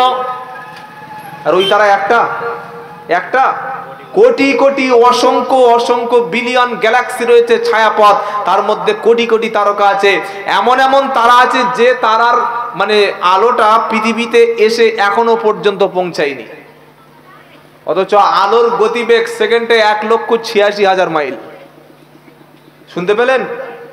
এই শুনতে পেয়েছেন তো? আল্লাহ যদি এত বড় স্পেস, এত বড় জায়গা হয়, আর আল্লাহ জান্নাত কি এত বড় হতে পারে না? এত হিংসা আমাদের মনে যে ওরা সব জাহান্নামী, সব জাহান্নামী। তবলিগরা বলছে ফুরফুরা জাহান্নামী, ফুরফুরা বলছে তবলিগরা জাহান্নামী, এই হানাফিরা বলছে সাফিরা জাহান্নামী, সাফিরা হানাফিদের বলছে তোরা জাহান্নামী। এখন শুধু খালি জাহান্নামের বন্যা। দেখছেন না বক্তারা কেমন লোকে জাহান্নামে পাঠাচ্ছে? কে জান্নাতি আর কে জাহান্নামী এই ঠিকাদার কোনো বক্তাকে এজেন্সি দেওয়া হয়নি। কথাটা মনে রাখবেন। আজকে জলসা মানে শুধু খালি জাহান্নামে, এই তুই জাহান্নামে চলে যা, তুই কি বল না, এসব করবেন না। বারবার বলছি, আমাদের পরিচয় আমরা ভারতীয় মুসলিম, আমরা বিশ্ব নবীর উম্মত। আমাদের কিতাবের নাম কোরআন। আমাদের কিতাবের নাম কি? আমাদের নবীর নাম হযরত মুহাম্মদ মুস্তাফা সাল্লাল্লাহু। আমাদের কাবার নাম হচ্ছে কিবলা। আমরা শাফি, হাম্বলি, মালিকি, হানাফি, তাবলিগ, ফুরফুরা, কাদরিয়া, চিশতিয়া, আজানগাছি, দেওবন্দি যা আছি সব আমরা কি ভাই ভাই? তো বলতেও পারছেন না, কি করে বলবেন? হুজুর তো এসে বলে গেছে ওদেরকে সালাম দেবে না। আরে গুজরাটে যখন পুড়িয়ে মারা হচ্ছিল, ওখানে দেখেছিল যে লোকটা তবলিগ না ফুরফুরা, আজানগাছি নাকি কাদরিয়া দেখি। আসামে যখন মারা হলো, এনআরসি করা হলো, এনআরসি কারা বাদ গেছে? ওই শিয়ারা বাদ গেছে তো, তবলিগওয়ালারা বাদ গেছে তো, লামো জাহাবিরা, আলে হাদিসরা বাদ গেছে তো। শুধু মুসলমান দেখে দেখে বাদ দেওয়া হয়েছে। 2017 সালে যখন আপনার মায়ানমারের রোহিঙ্গাতে যখন কেটে কেটে কেটে কেটে টুকরো করে কুত্তা দিয়ে বাচ্চাদেরকে খাওয়ানো হয়েছিল, কুকুরকে দিয়ে, ওই সময় দেখা হয়েছে লম্বা টুপি না গোল টুপিটা দেখি ও হাত বুকে বাঁধছে না নাভির নিচে বাঁধছে দেখি, আমিন জোরে বলছে না আস্তে বলছে দেখি। ওই সময় দেখা হয়েছিল গত 2 বছর দিল্লিতে রাজধানীতে মসজিদ পুড়িয়ে দেয়া হলো, মুসলমানদেরকে গুলি করে পুড়িয়ে শহীদ করে দেয়া হলো। ওখানে দেখা হয়েছিল যে লোকটা কিয়াম করে কিনা দেখি, জামাতে যায় কিনা দেখি, এই দেখা হয়েছিল। আসামে মাদ্রাসা এখনো পর্যন্ত ভাঙছে। আমার এই সামনে 3 দিন পরে আসামে প্রোগ্রাম আছে 29 তারিখে। আসামে শত শত মাদ্রাসা ভেঙে ফেলছে। জিজ্ঞাসা করছে যে মাদ্রাসারা ফুরফুরালা না, তবলিগদের না, দেওবন্দীদের না, বেরলিদের দেখি জিজ্ঞাসা করছে। এই হুঁশটুকু, এই কমন সেন্সটুকু আমাদের থাকা দরকার নয় যে তামাম বিশ্বে আজকে সব দিক থেকে আমাদেরকে ঘিরে নিয়েছে। তার কারণ আমরা ফিতনাবাজ, আমরা একে অপরকে দেখা হলে সালাম দিই না, আমরা একে অপরকে দেখা হলে তার পিছনে নামাজ পড়তে চাই না। ও দাওয়াত করেছে আমি যাব না। এখন কিছু হুজুর আছে, কিছু বক্তা, কিছু পীর সাহেব আছে, আমি গেলে সেখানে এই সমস্ত হুজুররা যাচ্ছে না, প্রকাশ্য বলে দিচ্ছে, বললে আব্দুল্লাহ জুবায়ের আমাদের দলের লোক নয়। মনে রাখবেন, আমি কোন দলের দালালি জীবনে করি না, আর কিয়ামত পর্যন্ত করব না। আল্লাহ যেটা বলেছেন, রাসূল যেটা বলেছেন, আমার কাছে শরীয়তের দলিল, এটা মুসলমানদের কাছে আহলে সুন্নাতুল জামাত, কোরআন, হাদিস, ইজমা, কিয়াস, এই 4টার বাইরে কিছু, জোরে বলুন, নাই। এই 4টা হলে আহলে সুন্নাতুল জামাতের আকীদা। আল্লাহর নবী বললেন, ফিতনার জামানায় অসংখ্য ফিতনা দেখতে পাবে, তোমরা বিভ্রান্ত হয়ে পড়বে। সেজন্য আল্লাহর কিতাব এবং নবীর সুন্নাতকে মজবুত করে ধরো। যেমন ভাবে মাড়ির দাঁত দিয়ে চেপে ধরতে হয়, সেইভাবে আমার সুন্নাতকে মজবুত করে ধরো। ধরলে তোমরা নাজাত পেয়ে যাবে। জোরে বলুন সুবহানাল্লাহ। প্রচুর জলসা থেকে ফোন করে বলছে, হুজুর আপনি জলসা আসবেন না। বললাম কেন? বলে আমাদের হুজুর উনি বলেছে যে আপনি আসলে উনি আসবেন। আমি ঠিক আছে ভাই, আমি গেলে যদি উনি না আসে তাহলে ওনার দুর্বলতা কি, তাই তো নাকি? আচ্ছা, আমি যতক্ষণ যে কথা বলেছি কোরআন হাদিসের বাইরে কিছু বলেছি বলে মনে হচ্ছে? তাহলে তোমার ভাঁড়ে যদি মাল থাকে তুমি কোরআন হাদিস থেকে বলো না, তুমি তো সব বলবে না। এই ক্ষেত্রে অসুবিধা হচ্ছে বললে আব্দুল্লাহ জুবায়ের গেলে আমরা জলসায় যাব না। ঠিক আছে ভাই, যেতে হবে না, আমি একটা রাত ঘুমাই, একটু পড়াশোনা করার সময় পাই। এমনি তো রাত জেগে জেগে সব শেষ হয়ে গেছে, কিছু নাই। মনে রাখবেন একটা কথা, 2022 সাল, 2023 সাল আসছে, 24 সাল আসছে, বড় ফিতনার কঠিন দিন আসছে। আজকে টুপিটা মাথায় আছে, আজকের মসজিদে আজান দিতে পারছেন, আজকের ভাই ভাই মিলেমিশে আছেন, এই অবস্থাটা থাকবে না। এমন একটা সময় আসবে আপনার মসজিদে আজান দিতে দেওয়া হবে না। এমন একটা সময় আসবে দেশের শাসন ব্যবস্থা এমন দিকে চলে যাবে, তালাক, 3 তালাক যেভাবে ব্যান করে দেওয়া হয়েছে, হিজাবটা খুব তাড়াতাড়ি ব্যান করে দেবে। এটা লিখে রাখুন। হিজাব পরে আপনার স্ত্রী, আপনার মেয়ে রাস্তায় বার হতে পারবে না, এটা ব্যান করে দেয়া হবে। অবিলম্বে বিল আনবে যে ভারতবর্ষের মুসলমানদেরকে থাকতে হলে এক দেশ এক আইন। এই বিল আনছে না? আনছে না? ওরে মাথা মোটা মুসলমান বক্তা এখনো বুঝতে পারলে না, এখনো মারামারি, কাদা ছড়াছড়ি। ও গেলে আমি যাব না, ও দাওয়াত করলে আমি যাব না। একটাই মাত্র আইন আনবে, যে এই আইন হিন্দু, মুসলমান, খ্রিস্টান সবাই মানতে বাধ্য। বলুন, মুসলমানদের জন্য আলাদা আইন আছে না নাই? আছে। মুসলমানদের আইন হচ্ছে কোরআনে আল্লাহ পাক মুসলমানদের স্ত্রীদেরকে, তার মুসলমানদেরকে আল্লাহ পাক কোরআনে একের অধিক বিয়ে করার অনুমতি দিয়েছে, বাধ্যতামূলক না। কিন্তু এমন একটা আইন আনা হবে, সিভিল ল যেটা আনা হবে, যে একটাই মাত্র জীবনে বিয়ে করতে পারবে। ওই স্ত্রী যত অপরাধ করুক, আপনি স্বামী, আপনাকে ছেড়ে আরো 5টা পুরুষের কাছে যদি আপনার স্ত্রী গিয়ে রাত কাটায়, ওকে তালাক দেওয়ার কোনো সিস্টেম থাকবে না, ওকে ছাড়তে আরেকটা বিয়ে করলে আপনার জেল হবে। সে আইন আনছে ভারতবর্ষের জমিনে। আপনাকে কোরআনের প্রকাশ্য আওয়াজ করতে দেয়া হবে না, সে আইন আনছে ভারতবর্ষের জমিনে। এবং সিএএ, এনআরসি, এই ফাইল তৈরি হয়ে গেছে, 24-এ সমস্ত সবকিছু করা হবে। আমরা এখনো পর্যন্ত জলসায় কাদা ছড়াছড়ি। বহুত ছেলে আমাকে বলে, হুজুর জলসায় যাবো না। বললাম কেন? বলছে হুজুর একে অপরের বিরুদ্ধে গীবত করছে। করছে না? করে না? এই ইদানিং কলে খুব মাথা চাড়া দিয়েছে না? এই দেখেছেন না? দেখেন নাই? সাধারণ মানুষ মরছে, কোনটা মনে করব? আমি বলছি শুনে রাখুন, এই জলসা 5টা বছরের জন্য জলসা বন্ধ করে দিন। 5 বছর জলসা বন্ধ করে দিয়ে মসজিদে 10 থেকে 12 হাজার টাকার ভালো যোগ্য আলেম রাখুন।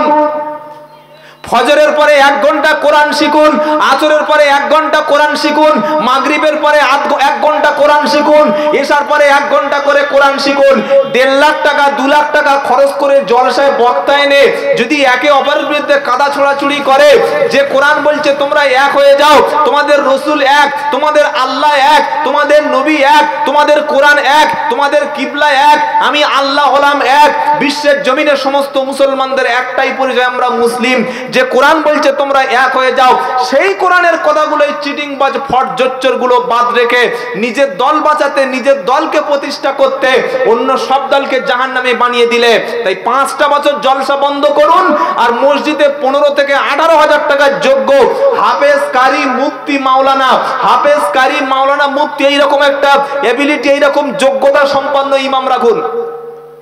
প্রত্যেকদিন মসজিদে সন্ধ্যার পরে 8 ঘন্টা করে জলসা হোক। জলসা মানে কানে হাত দিয়ে বাবারা মারা নয়। 8 ঘন্টা করে কোরআন থেকে তাফসীর করবে মুফতি সাহেব মসজিদে রাখলে। শুনতে পাচ্ছেন আপনারা? খারাপ লাগছে নাকি? মাগরিবের পরে প্রতি সপ্তাহে 3 দিন করে হাদিস থেকে ব্যাখ্যা করবে মসজিদে যদি মুফতি সাহেব থাকে।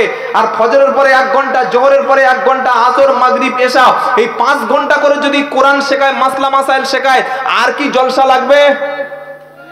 এটা কিন্তু কোনো বক্তা বলবে না, বললে কিন্তু গাড়ি বাড়ি হবে না। এবছর আমি গত বছর গাড়ি কিনেছি 7.5 লাখ টাকা। যখন আমার বাজারে দাম বেড়ে যাবে তখন আমি এই 7.5 লাখ টাকার গাড়ি আর চড়বো না, তখন 30 লাখ টাকা 40 লাখ টাকা দিয়ে ফরচুনা চড়বো। আমার এখনো কোনো ঘর নাই, আমার মাটির ঘর, এই কোন রকম একটা ঘর বেঁধেছি। কিন্তু যখন আমার ঘরটা যখন ভালো ছাদওয়ালা ঘর হবে, আমি চেষ্টা করবো বিশাল বড় একটা বালাখানা, ভক্তরা যাবে আর বলবো আমার হুজুরের ঘর দেখো গো, জান্নাত। আল্লাহর নবীর ঘরটাকে গিয়ে দেখো। ওমর ফারুক নবীর বাড়িতে গেছে, গিয়ে দেখছে বিশ্ব নবীর ঘরটা খেজুর পাতা দিয়ে ছাউনি, বিশ্ব নবী মাটিতে, মাটির ঘরে আছে, খেজুরের ডাল দিয়ে ছাওয়া। আল্লাহর নবী গিয়ে দেখলেন, ওমর ফারুক গিয়ে দেখলেন বিশ্ব নবী খেজুর পাতার চাটাইতে শোয়া, আর খেজুর পাতার চাটাই আল্লাহর নবীর পবিত্র চেহারা মোবারকে খেজুর পাতার চাটাইগুলো ঢুকে ঢুকে লাল হয়ে গেছে। ওমর ফারুক কেঁদে ফেললেন, ইয়া রাসূলুল্লাহ, হাবিব আল্লাহ, এই কুরাইশরা, ইসলাম বিরোধীরা দেখেন কতটা খাটগদিতে শুয়ে আছে, তাদের বাড়ি সোফা আছে, তাদের বাড়ি উঁচু চেয়ার আছে, দামি দামি খাটগদি আসবাবপত্র ফার্নিচার আছে। আল্লাহর নবী আপনি বলুন, আপনার জন্য একটা খাট আমি নির্মাণ করি। ওই সময় নবী বললেন, ওমর রে, খবরদার খবরদার, দুনিয়ার তুমি কোনো সুখের কথা বলো না। আমি আল্লাহর কাছে হাত তুলে যদি বলতাম, আল্লাহ ওহদ পাহাড়কে আমার জন্য সোনায় পরিণত করে দাও, ওমর তুমি দেখতে পেতে আল্লাহ তাআলা অবশ্যই আমার জন্য ওহদ পাহাড়কে সোনায় পরিবর্তন করে দিত, সমস্ত সবকিছু সোনার হতো। আমি নবী দুনিয়ায় সুখ কামাই করতে আসিনি, আমি চাই জানো আমার উম্মতে মুহাম্মাদি জাহান্নাম থেকে বেঁচে যাক। দাদা হুজুর পীর কেবলা ফুরপুরা শরীফে গিয়ে দাদা হুজুরের বাড়িটা বার করুন দেখি। দামি বড় এরকম বড় বিল্ডিং ছিল না। 5 হুজুর পীর কেবলা জীবনে কোনো দামি বাড়ি ছিল না। বসিরহাট আল্লামা রুহুল আমিন রহমাতুল্লাহ আলাইহি হাই ফাই স্ট্যাটাস বাড়ি তাদের ছিল না। তারা মসজিদে মসজিদে গিয়ে মানুষকে দিন প্রচার করত, তারা জলসায় গিয়ে মানুষকে সত্য কথা বলতো। যে পয়সাটা জলসায় দিত ও পয়সায় দামি গাড়ি চড়তো না, যে পয়সাটা জলসায় দিত ওই পয়সাটা নিয়ে একটা মাদ্রাসা তৈরি করত, যে পয়সাটা জলসায় দিত 10টা কোরআন কিনে মূর্খ এলাকায় দিয়ে সেখানে মক্তব তৈরি করত। আর আমাদের পকেটে ক্যাশ পড়ছে 8,000 ও ক্যাশ পড়ছে 10,000, 1,000 টাকা ড্রাইভার দিলাম, 2,000 টাকা তেল মেরে দিলাম, বাকি তেলটা আমার পেটে বেড়ে গেল। এগুলো বললে আর দাওয়াত জীবনে করবে কি?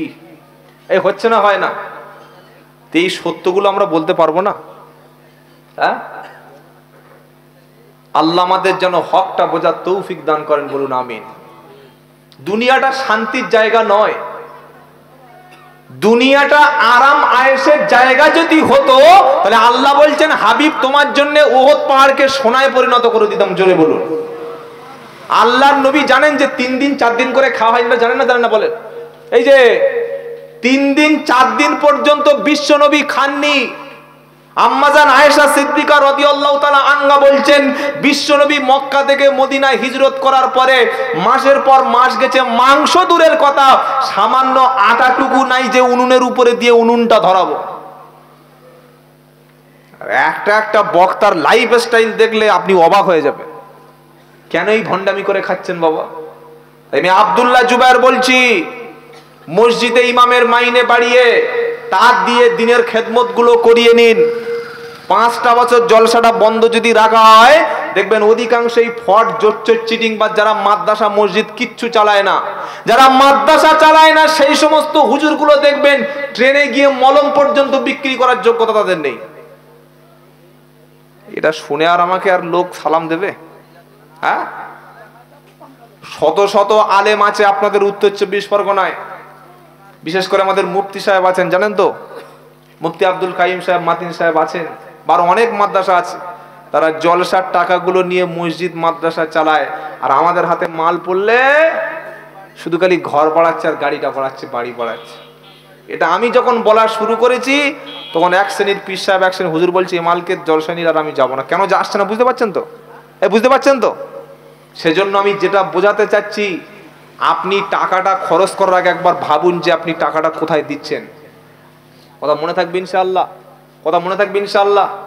আল্লাহ পাক সবাইকে ঐক্য হয়ে চলার তৌফিক দান করে, বলুন আমিন। ইসলাম এসেছে মানুষকে এক করার জন্য, ইসলাম বিভেদ পছন্দ।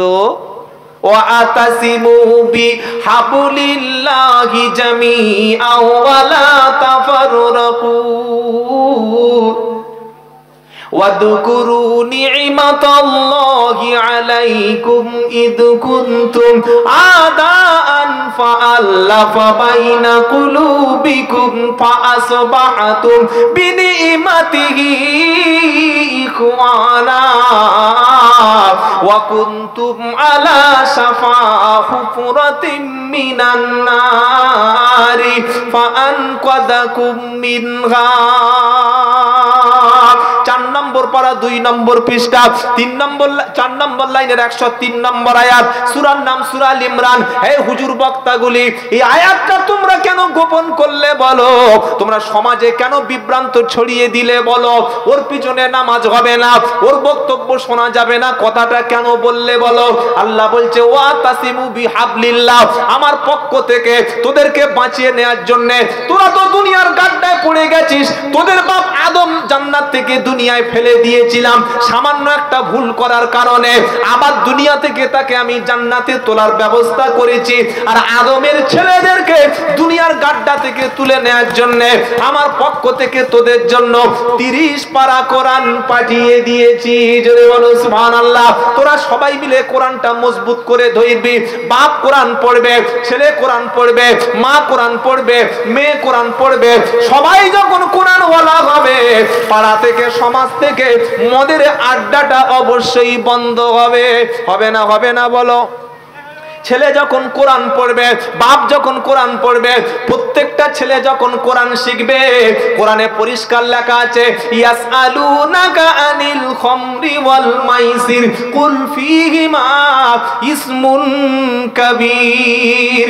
2 নম্বর পারা 13 নম্বর পৃষ্ঠা 12 নম্বর লাইনে 219 নম্বর আয়াত, সূরার নাম বাকারা। নবী, আপনাকে মদ এবং জুয়া সম্পর্কে প্রশ্ন করা হয়। আল্লাহ পাক বলছে হাবিব কুল, আপনি বলে ফেলুন, ফীহিমা ইসমুন কাবীর, মদ এবং জুয়া এ দুটি হচ্ছে কঠিন পাপ, এ দুটি হচ্ছে কঠিন পাপ। এটা যখন আপনার ছেলে পড়ে নেবে, ও তখন বিড়ি ধরানোর সুযোগ আর পাবে না। আপনার ছেলে যখন কোরআন পড়বে, কোরআনের মদ সম্পর্কে দ্বিতীয় আয়াত হলো আল্লাহ পাক শোনাচ্ছে ইয়া আইয়ুহাল্লাযীনা আমানু ইন্নামাল, গরম পানি আছে, একটু গরম পানি আনো তো। ইন্নামাল খামরু ওয়াল মাইসিরু ওয়াল আনসাবু ওয়াল আজলামু রিজসুম মিন আমালিশ শাইতান ফাজতানিবুহু লাআল্লাকুম তুফলিহুন। অল্প করে 7 নম্বর পারা 2 নম্বর পৃষ্ঠা 1 নম্বর লাইনের 90 নম্বর আয়াত। গরম আছে, দিয়ে দিন। 90 নম্বর আয়াত, সূরার নাম মাইদা। আল্লাহ বলছেন হে বিশ্বাসী ঈমানদারেরা, ইন্নামাল খামরু, খমর মানে হচ্ছে মদ বা যা খেলে নেশা হয়। মদ, গাঁজা, চুল্লু এগুলো আমাদের সমাজে এক শ্রেণীর শিক্ষিত মানুষ, সচেতন মানুষ, তারা আনন্দ করে খাচ্ছে না খায় না? খায় না? আরে এখানে না খেতে পারে, কিন্তু ছুটিতে দীঘায় গিয়ে তো মাল খাচ্ছে, কি খায় না? কিন্তু কোরআন যদি আপনার ছেলে জানতো, মদ তো সমাজে বেচা বন্ধ হয়ে যেত। ইন্নামাল খামরু ওয়াল মাইসিরু, মদ এবং জুয়া, মদ এবং জুয়া, ভাগ্য লটারি এবং বেদি সবগুলি শয়তানের কাজ। মদ যারা খায়, জুয়া যারা খেলে, এরা শয়তানের হাতের মুরিদ হয়ে গেছে। এটা আপনি যদি ছোটবেলায় আপনার ছেলেকে কোরআন শিখিয়ে দিতেন, আল্লাহ পাক বলছে ফাস্তানিবুহু, যদি তুমি বাঁচতে চাও, লাআল্লাকুম তুফলিহুন, জীবনে সফলতা যদি পেতে চাও, তোমার জীবনটা যদি সুখী জীবন করতে চাও, মদ জুয়া এগুলি থেকে তুমি দূরে সরে থাকো। যারা জুয়া খেলছে তারা মনে করছে না এ মৌলবি ভুল কথা বলে যাচ্ছে, 1 কোটি টাকা পড়লে হুজুর তুমি কি আর আমাকে দেবে? জুয়া যারা খেলে 1 কোটি টাকা কবে পড়বে সেই আশায় লক্ষ লক্ষ পরিবার ধ্বংস হচ্ছে না, হয় না? মুখে দাড়ি রেখে মুসলমান যদি লটারির টিকিট কাটে আর যদি বেচে, আর এই রকম মুসলমান মরে গেলে হুজুর দোয়া করছে, আল্লাহ 1 খতম পড়ে দিয়েছি, মার আল্লাহকে পার করে দাও। আল্লাহ বলছে ওকে খতম করেছি, তোরও খতম করবো। তুই জানতে পারলি না যে মালটা লটারির টিকিট বিক্রি করতো? আগে কোরআন হাতে তুলে দাও। কোরআনটা জীবিত অবস্থায় যদি ছেলেদেরকে পড়াতে পারতাম, মদ এবং জুয়া থেকে বেঁচে যেত। জোরে বলুন সুবহানাল্লাহ। আজকের সুদের রমরমা বেড়েছে, চক্রবৃদ্ধি হারে মানুষ সুদ খাচ্ছে, বাড়ির মহিলা পর্যন্ত সুদের থেকে বেঁচে নাই। কার কাছে আপনি জলসা করবেন, ওয়াজ করবেন? কার কাছে? ভিতরে যে নোনা পানি পড়েছে, কোরআন পড়লে স্লিপ খেয়ে তো বাইরে চলে যাবে, বাইরে সাইড কেটে চলে যাবে। আপনাদের এলাকায় মহিলারা বন্ধন মহিলা সমিতি এই জিনিসগুলো চালাচ্ছে তো? তা আমি বলে কি করব? স্বামী যদি চুপচাপ থাকে, স্বামী যদি সকাল থেকে 11টা পর্যন্ত তাস খেলে আর জুয়া খেলে, আর দুপুরে যদি ওই কি বলে আপনার ওই মহিলা সমিতি টাকা এনে যদি তার সংসার চালায়, তা আমি 2 ঘন্টা বললেও ছেড়ে দেবে? যে আল্লাহর ভয় করে না সে আমার ভয় করবে কেন? আল্লাহর নবী বললেন কিয়ামতের পূর্বে হারাম এবং সুদ এত ব্যাপক হারে বেড়ে যাবে, এমন কোন মানুষ পাওয়া যাবে না যার বাড়িতে সুদের ধোঁয়া পৌঁছায়নি। সেজন্য বাবাজিরা, দাওয়াত খাওয়ার আগে, কারোর বাড়ি খেতে যাওয়ার আগে একটু হিসাব করে খাবেন। শুনতে পেলেন? বড় গরু জবাই করেছে, ছাগল জবাই করেছে, আর বড় প্যান্ডেল করেছে, বাপের খানা হচ্ছে, চ খেয়ে আসি, ও দুনিয়া গেল, আখেরাত দুটোই চলে গেল। আপনারা কি বলছেন বলেন? তো সুদ সম্পর্কে কোরআনে আল্লাহ কত ব্যাপকভাবে ঘৃণা করেছে দেখেন। আল্লাহর নবী বললেন সুদের 70 রকমের পাপ আছে। কত ধরনের পাপ? জোরে বলুন। 70 ধরনের পাপ আছে। সবচাইতে ছোট পাপ হলো নিজের মায়ের সঙ্গে জিনা করা। নাউজুবিল্লাহ। আগে বলুন। যারা সুদের সঙ্গে যুক্ত আছে এরা অবিলম্বে যেন তওবা করে, তা না হলে মায়ের সঙ্গে সুদ জিনা করার মতো পাপ হলো।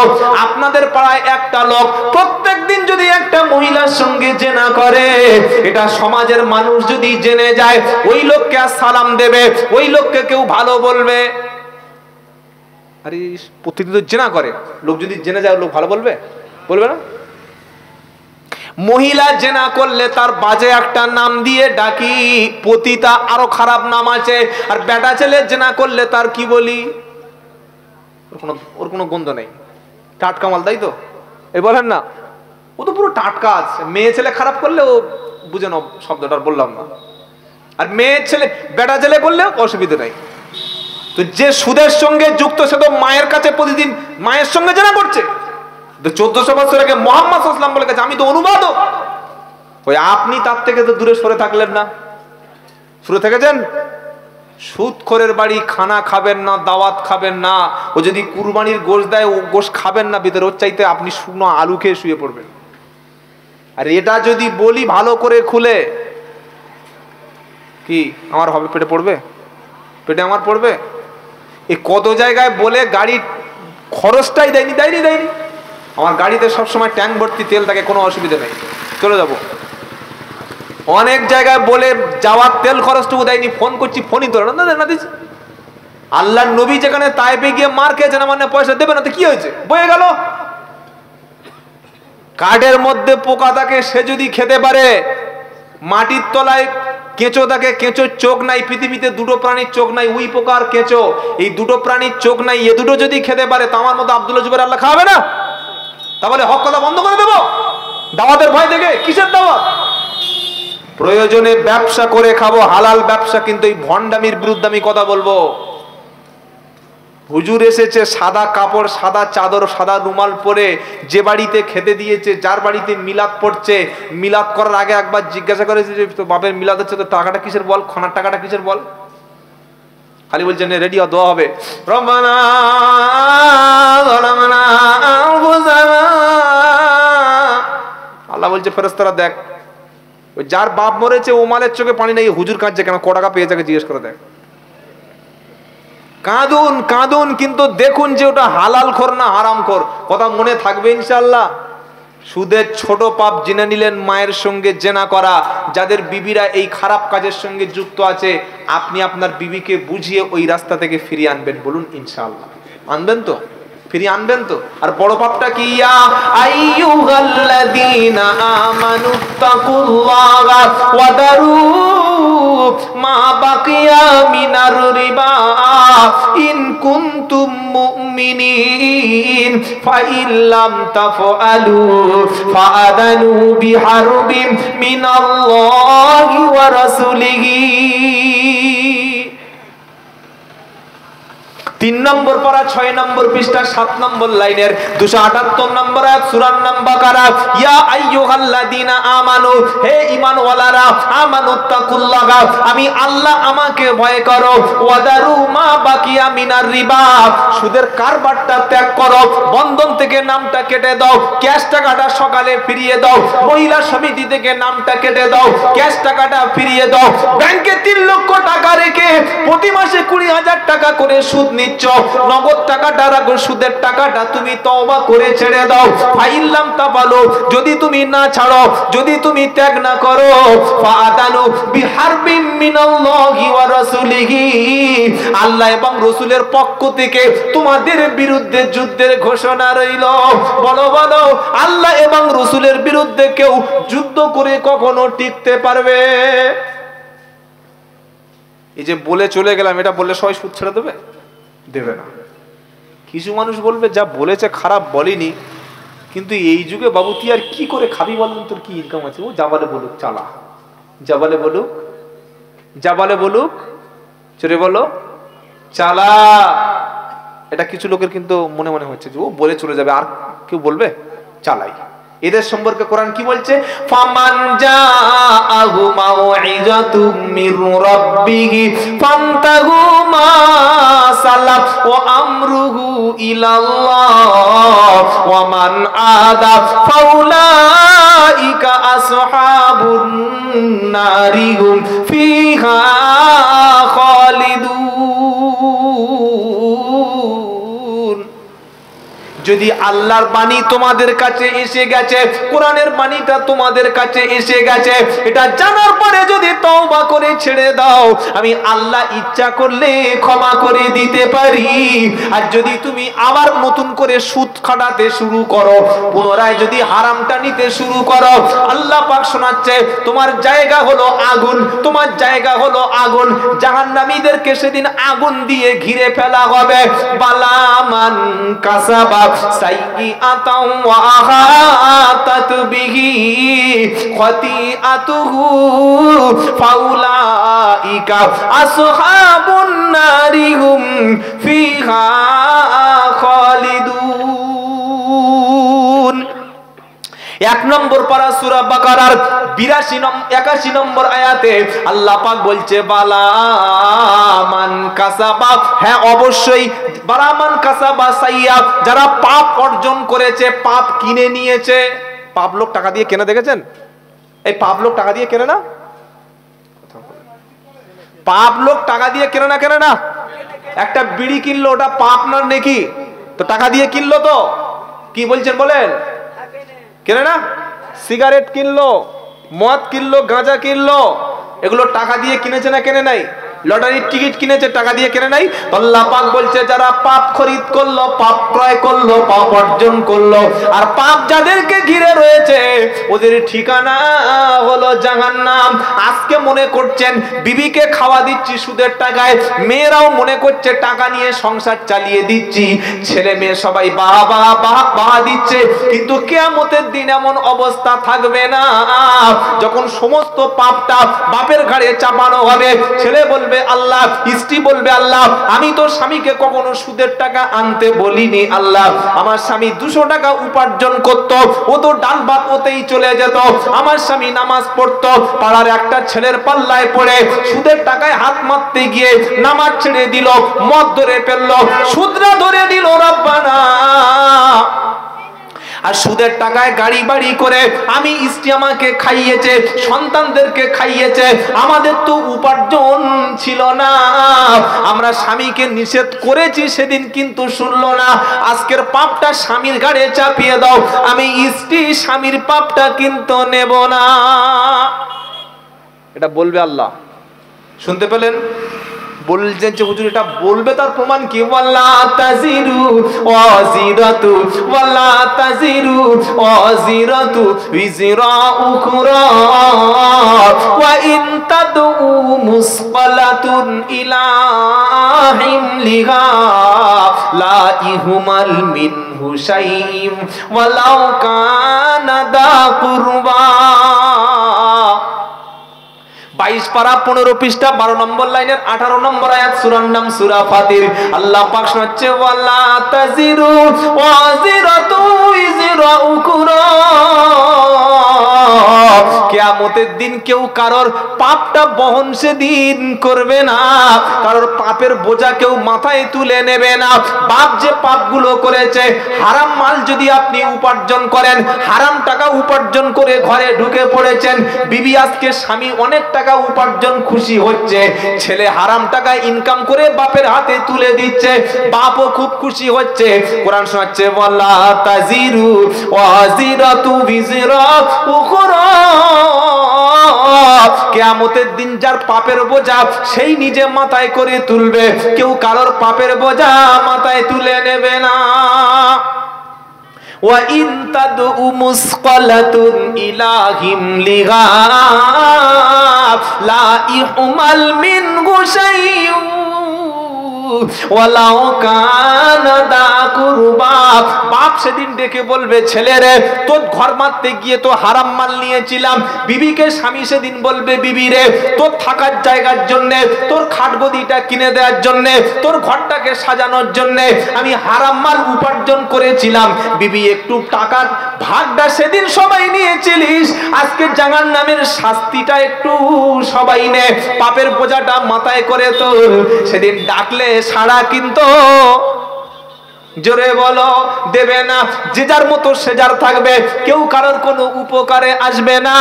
আর যারা এই হারাম মালগুলো উপার্জন করে, এদের ধারণা একদিন হারাম ছেড়ে দেবো, আর জীবনে হারাম ব্যবসা করব না, এখন খাচ্ছি খেয়ে নি, ঠিক সময় আসলে তওবা করব। বলে না? বলে না? বলেন? যারা হারাম মাল উপার্জন করে, এক সপ্তাহ আগে আমি সেই নদিয়ার বাগদা থেকে আসছি, এই হাবড়া হয়ে আপনার অশোকনগর থেকে হাড়োয়ার উপর দিয়ে, রাত 3টে 3:30 বাজে একটা পুলিশ গাড়ি দেখি লাইট মারছে, বুঝতে পারছেন? আর এখন পুলিশগুলো এত চালাক, ওরা নিজেরা পাপগুলো করে না, ওরা ওই সিভিকদের দিয়ে ব্যবহার করে।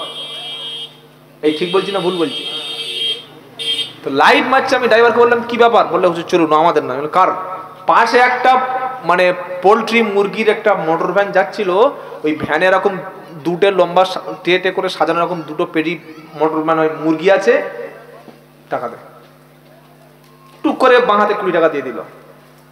সমাজ কোন জায়গায় গেছে বুঝতে পারছেন? একটা গরিব মানুষ রাত 2:30 থেকে উঠে একটা মুরগি থেকে ফার্ম থেকে মুরগি নিয়ে যে একটা মালিকের কাছে মাল ডিস্ট্রিবিউট করতে যাচ্ছে, এই হারামখোর পুলিশ তার কাছ থেকে কত নিচ্ছে? 20 টাকা।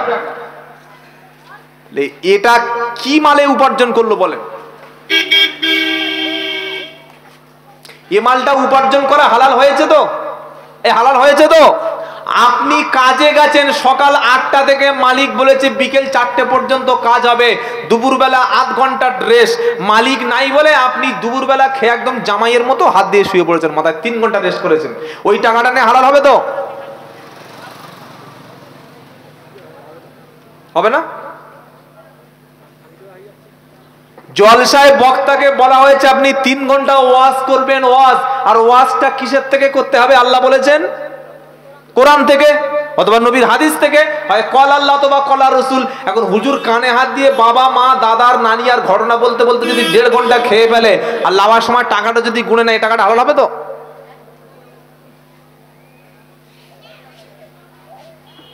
আপনারা মনে হচ্ছে খুব রাগা রেগে গেছেন আমার উপরে। প্রতি বছর মনে করছি তাহলে এই শালাটাকে কে আনে খালি কি? বাবাজিরা, সোনালালেরা, হারাম মাল ভিতরে গেলে দোয়া কবুল, জোরে বলো, হবে না। আর কিয়ামতের দিন পাশে কাউকে খুঁজে, ওয়াত্তাকু ইয়াউমাল লা তাজজি নাফসুন আন নাফসিন শাইআ ওয়া লা ইকবালু মিনহু মিনহা শাফাআতু ওয়া লা ইউখাযু মিনহা আদলু ওয়া লা হুম ইনসারুন। এক পারা 8 পৃষ্ঠা 14 নম্বর লাইনের 48 নম্বর আয়াত সূরা নাম বাকারা। আল্লাহর উপরে ভরসা করুন, 5 ওয়াক্ত নামাজটা আদায় করুন, হালাল মাল উপার্জন করুন, সুদের থেকে তওবা করে ফিরে আসুন, পরিশ্রম করে হালাল ব্যবসা করে খান। কোরআন শোনাচ্ছে সেদিনকে ভয় করো যেদিন কেউ কারোর কোনো উপকারে আসবে না, সেদিন কিছু বিনিময় দিয়ে ছাড়িয়ে নেওয়ার চেষ্টা করলে বিনিময় সেদিন নেবে না, কারোর সুপারিশ সেদিন আল্লাহর দরবারে কবুল হবে না, আর সাহায্যকারী হিসাবে পাশে কাউকে পাবে না।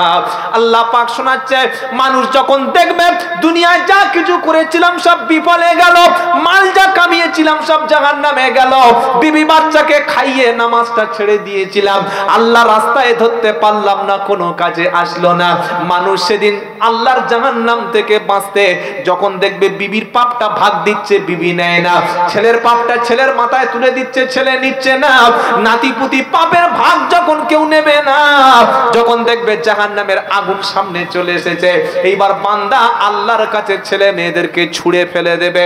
কোরআন শোনাচ্ছে, ইয়াওয়াদুল মুজরিমু লাউ ইয়াফতাদি মিন আযাবি ইয়াউমা ইদিম বিবানি وصاحبته وأخيه وفصيلته التي تؤوي ومن في الأرض جميعا ثم ينذر كلا إنها لظى نزعة للشوى 30-29 পারা সূরা মাআরিজে আল্লাহ পাক বলছে, পাপিষ্ঠ লোকগুলি যখন জাহান্নামের আগুন দেখবে তখন নিজের সন্তানকে আগুনের দিকে ফেলে দেবে, নিজের বিবিকে যখন আগুনের দিকে ছুড়ে দেবে, দিয়ে বলবে, আল্লাহ গো, বিবিটা নাও, বাচ্চা নাও, সন্তান নাও, আর জাহান্নামের আগুন থেকে তুমি আমাকে বাঁচিয়ে দাও। আল্লাহ পাক বলবে, কাল্লা, কখনো না, কখনো না, ইন্নাহা লাযা, এই জাহান্নামের আগুন তোমারও চামড়া পুড়িয়ে ঝলসে দেবে, জাহান্নাম থেকে তুমি বাঁচতে পারবে না, জাহান্নাম থেকে বাঁচবে শুধু তারা আর তওবা করে চোখের পানি রাত্রে বেলা ফেলেছিল যারা।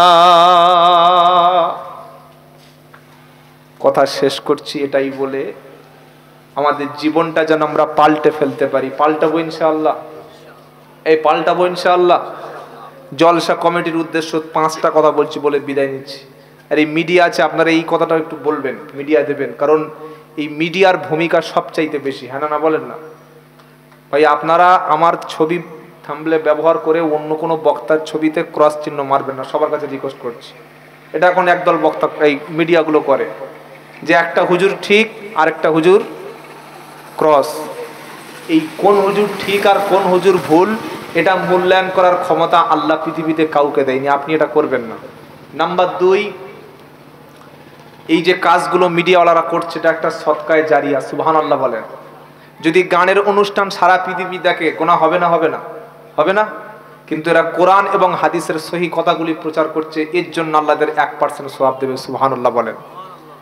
আরেকটা কথা বলি, যারা জলসা দেবেন, আবারও বলছি, যদি জলসা জীবনে কখনো দেন, কখনোই জলসাটা রাত 12টার পরে পার করবেন না। নাম্বার 2, জলসা দেবেন, কখনো জলসার সঙ্গে মেলা বসাবেন না। এটা চরম পাপ হবে, আল্লাহর কাছে ধরা পড়ে যেতে পারেন। নাম্বার 3, যখন বক্তা দাওয়াত করবেন, বক্তাকে একটা সাবজেক্ট, একটা বিষয় বলে দেবেন যে আপনি এই বিষয়ে পড়াশোনা করে আসুন, বা কোরআন শরীফের একটা আয়াত বা একটা সূরা তাকে নির্বাচন করে দেবেন। মনে থাকবে ইনশাআল্লাহ। নাম্বার 4, বক্তা যদি কোরআন হাদিস ছেড়ে দিয়ে নিজের মাথা মেরে কোনো কথা বলে কিংবা সমাজে ফিতনামূলক কথা বলে, সাথে সাথে জলসা বন্ধ করে দেবেন, যে ভাই তোর কথা বলতে হবে না, চুপ করে বস। শুনতে পেলেন? নাম্বার 5, এটা খুব গুরুত্বপূর্ণ, জলসায় বক্তা যা বলবে ওটা শুনে টপ করে আমল করবেন না, ঘরেতে গিয়ে ভাববেন, আর তারপরের দিন আমল করার আগে একটা যোগ্য হাক্কানি আলেমকে জিজ্ঞাসা করে নেবেন যে যেটা বললো ওটা আমল করা যাবে কিনা। শুনতে পেলেন? এটা আপনাদের উপরে হক দিলাম, দায়িত্ব দিলাম, এটা কবুল করবেন। এতক্ষণ যে কথা বলেছি, আমি মানুষ, আমারও ভুল হয়, যদি কোনো কেউ ব্যথা পেয়ে থাকেন আল্লাহর কাছে, আল্লাহর রাস্তায় ক্ষমা করে দেবেন। আর শরিয়াতের কথাগুলো যেগুলো বলতে গিয়ে ভুল যদি হয়ে থাকে, আল্লাহ আমাদের সবাইকে ক্ষমা করুক। সবাই বলুন আমিন। এই বলে আমার বক্তব্য শেষ করছি। আসসালামু আলাইকুম ওয়া রাহমাতুল্লাহি ওয়া বারাকাতুহু।